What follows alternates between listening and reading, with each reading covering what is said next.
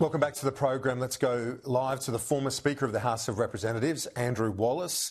Member for Fisher, congratulations on securing your seat. Another strong result in the seat of Fisher. So congrats to you at a personal level. Must be a little bittersweet, though, today for you. Absolutely it is. I've tried to get around and speak to all my colleagues that have lost their seat. It's really sad, Kieran, to have a chat to these people that have served their country very, very well, often for many years, and for their staff as well. I don't often talk about the staff, but the staff that have given years of service to their country, but that's democracy. You're in 1 minute and you're out the next. There's an argument that there needs to be quite a major shift in terms of the Liberal Party approach. What's your view? Well, look, I think it's going to be really important for us to decide on a leader that is going to bring us all together. We need to take stock of where we went wrong and how we fix it. That leadership position is going to be so critical, both for the leader and the deputy leader.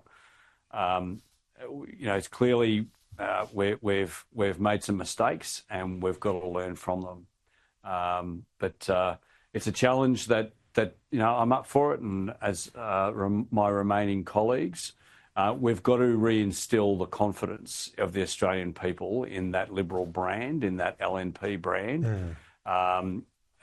We can do it. People are going to write us off. That's for the commentators, but I think back to when Campbell Newman lost the election in Queensland, and Anastasia Palaszczuk, I think, was reduced to a team of 7, and then went on and won the next election by a landslide. So for all those commentators that are when you say you're up for it, would you like a leadership role? Is that when you say you're up for it? I'm up for playing a part in a senior position. I'm not interested in the leadership role, but I do want to play in a senior position. I've been in the party for 9 years, or parliamentarian for 9 years. I've been the Speaker of the House. I've led the coalition on our defence teams and in the committee and in the Intelligence and Security Committee. I've done lots of work in the social security scene as well. So I've got a very broad cross-section of experience, both pre-politics and during politics, and I do feel like I've been on the bench for 9 years, and I think it's time that I was given an opportunity to get out there and onto the park. And who would you like to be leader? Well, I'm not going to get into that with you, Kieran, for 2 reasons. One, I wouldn't do that on national television without having spoken to the candidates themselves. But I genuinely have not made a decision on this yet. And, who knows, there might be a dark horse that comes out between now and the leadership. That's not a tip, by the way. I just don't know. But I really do think that this needs to be a job interview between the aspirants and the people that will be voting for them. This needs to be a job interview. The successful candidate needs to demonstrate to us that they have the ability to be able to bring the party together, rebuild the brand, and reinstill confidence in the Australian people in the Liberal Party. Where do you think it went wrong, though, in terms of was it leaving the policies too late, not doing enough of the work, not releasing? Because some of your colleagues have told me that they did the work, that they had the policies ready to go, but they were basically knocked back or went into the ether and never used. Well, I was a backbencher in the last election, in the last parliament, so I'm not privy to that information. I think we could have got our policies out sooner. I think we could have got our policies out costed sooner as well. But at the end of the day, I think for my money, I think we in this country, and this is not just confined to the Liberal Party, I think we've travailed down this path of messianic politics for too long.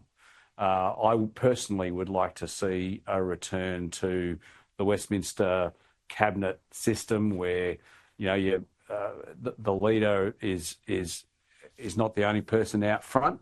I think it's really important to, particularly from opposition, that you're able to demonstrate that you have shadow front bench that is capable, that is competent, and it has the ability to be able to portray to the Australian public that we are a competent alternative government. And if you don't have your front bench on the park... Do you think it needs to represent... Yeah, no, I get that, and I think that's fair, but do you also... The argument that's being made by other Liberals today, Simon Birmingham among them, Fiona Scott was on here earlier saying more women need to be elevated and you need more women in the place. Birmingham going to the extent saying there need to be quotas. How do you get more women into the place and into higher roles? I am uncomfortable with quotas because fundamentally I believe that the best person for the job should get the job. And that is often not the case. That said, we have quotas for other things. We have quotas for the Senate and quotas for the House of Representatives, and we have quotas for different members from different seats or different states, depending on how many seats they've delivered for the party. So, look, I think it's really important that we come into this rebuild with no preconceived ideas. I think it's really important that we come in and say, righto, there's no crazy suggestions. Let's wipe the slate clean, provided we stick to our values. Let's wipe the slate clean. Let's look at everything from afresh and rebuild from there. So I do have to say I've always been uncomfortable with quotas, and I've been uncomfortable with quotas not just on sex but on all the other things as well. I believe very firmly that if you want to win elections, you have got to have your best people on the park. Andrew Wallace, thank you. Appreciate your time. We have to move on. A difficult week. Thanks for the chat, though. And congrats again on holding your seat. Authorised by Andrew Wallace, LNP, Boccarina, Queensland.